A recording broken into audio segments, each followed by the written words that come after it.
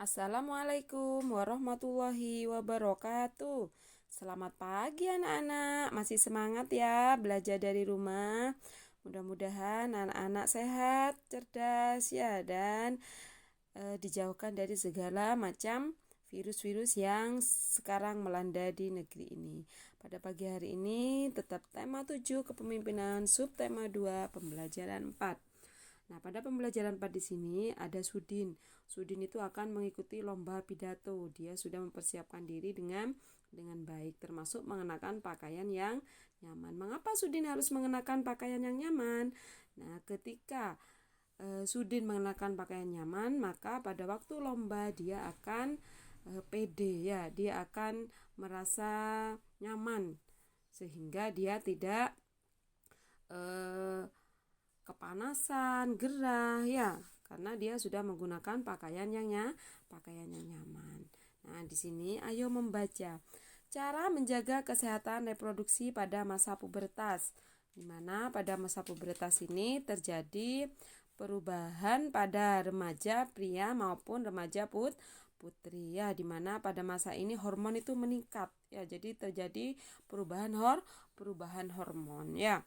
Peningkatan produksi hormon ini menyebabkan aktifnya kelenjar minyak dan kelenjar keringat. Jadi, kalau kelenjar keringat dan kelenjar minyak itu sudah aktif, maka kita itu sering berkeringat dan wajah kita juga sering berminyak. Apa sih yang kita harus lakukan ya? Kita harus menjaga kebersihan badan kita ya. Nah, di sini ada tips-tipsnya. Berikut cara-cara menjaga kebersihan dan kesehatan reproduksi. Yang pertama, biasakan mengenakan pakaian dari katun. Karena katun itu bersifat menyerap keringat atau panas ya, sehingga kita terhindar dari kelembaban ya, di mana kelembaban ini dapat menyebabkan tumbuhnya jamur. Kemudian ganti pakaian dalam setiap kali habis mandi atau setiap saat kamu merasa lembab. Jadi kalau anak-anak sudah merasa lembab ya, kemudian sering berkeringat, kalian sudah harus mengganti pakaian kalian. Ya, karena apa? Karena kalau tetap dipakai maka akan menimbulkan jamur ya, gatal-gatal ya, dan akan menimbulkan masalah kulit ya. Kemudian di sini pakaian dalam juga harus diganti minimal dua kali sehari. Ya, jadi sehabis mandi pakaian dalamnya juga harus diganti ya. Karena kalau tidak diganti nanti lembab dan akhirnya menyebabkan gatal-gatal, kemudian digaruk misalkan luka nanti ya. Jadi tidak boleh. Kemudian yang kedua, bilaslah setiap kali habis buang air kecil. Gunakan air bersih, setelah dibasuh keringkan dengan handuk atau tisu. Jadi anak-anak biasakan kalau buang air kecil itu membawa handuk atau tisu ya, supaya tetap bersih atau tetap kering. Kemudian yang ketiga, bagi remaja putri yang sedang menstruasi, gunakan pembalut yang lembut. Gantilah pembalut setiap kali pembalut yang kamu pakai terasa lembab. Gantilah minimal 4 kali sehari. Jadi kalau remaja putri kalau sudah menstruasi itu jangan pembalutnya mulai pagi sampai sore jam 3 misalkan, itu tidak boleh karena nanti menyebabkan kuman-kuman itu masuk ke alat-alat reproduksi ya. Jadi harus diganti minimal kalian pipis misalkan sudah banyak harus diganti ya. Itu cara-cara menjaga alat kebersihan. Kemudian lagi kalau kalian itu mencuci kemaluan itu dari depan ke belakang ya. Jangan dari belakang ke depan. Karena apa? Kalau dari belakang ke depan maka kotoran yang dari belakang akan masuk ke depan ya. Jadi dari depan ke belakang ya. Jadi itu cara menjaga kebersihan. Kemarin juga pada pembelajaran 2 juga sudah ada ya.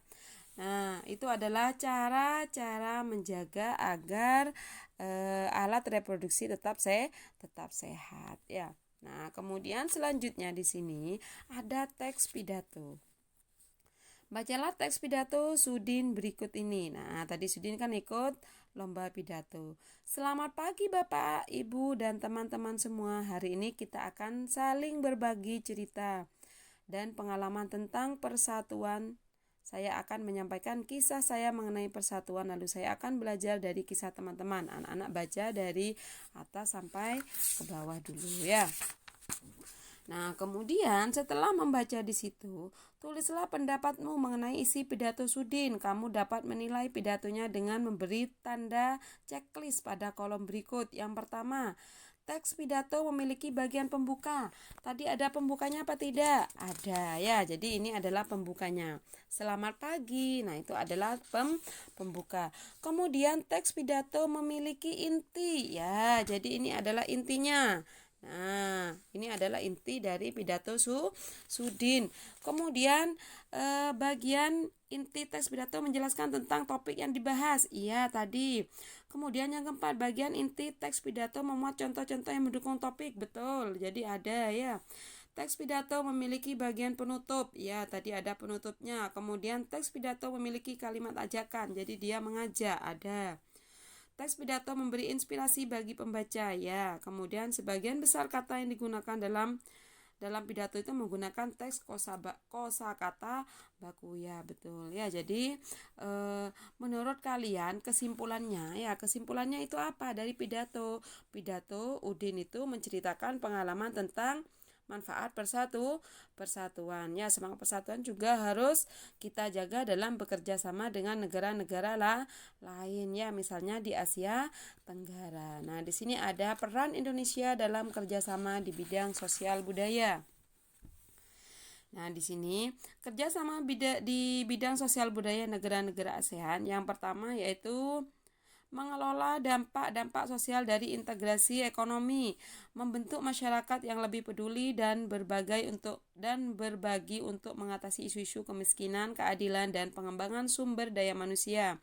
Yang ketiga, meningkatkan perlindungan lingkungan, memperkuat dasar-dasar bagi ikatan sosial kawasan, di mana kerjasama nyata dalam bidang sosial budaya negara-negara ASEAN antara lain pertukaran kunjungan antar seniman ASEAN, festival lagu dan lomba menyanyi negara-negara ASEAN, kerjasama promosi pariwisata, kerjasama budaya serumpun Melayu, pertukaran berita dan penyiaran informasi mengenai ASEAN melalui televisi dan radio, dan penyelenggaraan pesta olahraga SEA Games setiap 2 tahun sekali.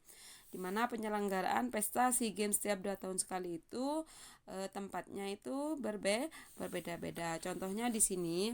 Nah, SEA Games yang pertama yaitu pada tahun 1959, negaranya tempatnya yaitu di Thailand, kotanya Bangkok. Kemudian SEA Games 2009 itu berada di Laos, yaitu kotanya adalah Vientiane. Pada 2011 negaranya yaitu Indonesia, di mana Palembang dan Jakarta. Pada 2013 di negara Myanmar, tempatnya yaitu Naypyidaw ya. Kemudian 2015 di Singapura, kotanya adalah Singapura, dan 2017 yaitu di Malaysia di Kuala Lumpur. Dan yang terakhir yaitu 2019 negara yang menyelenggarakan adalah Filipina yang berada di Manila ya. Jadi itu yang 5 tahun terakhir ya tentang SEA Games ya. Jadi penyelenggara SEA Games dan kota yang ditempatinya ya. Jadi anak-anak tadi belajar sudah bagaimana cara menjaga pubertas ya, kemudian kerjasama sosial budaya dengan negara-negara ASEAN ya, dan cara memupuk persatuan dan kesatuan di negara-negara ASEAN ya. Kemudian untuk tugasnya anak-anak itu mengerjakan buku Yudhistira pembelajaran 4 mulai halaman 43 sampai 47 ya. Jadi itu saja yang Bu Guru bisa sampaikan pada pagi hari ini. Kurang lebihnya mohon maaf. Wassalamualaikum warahmatullahi wabarakatuh.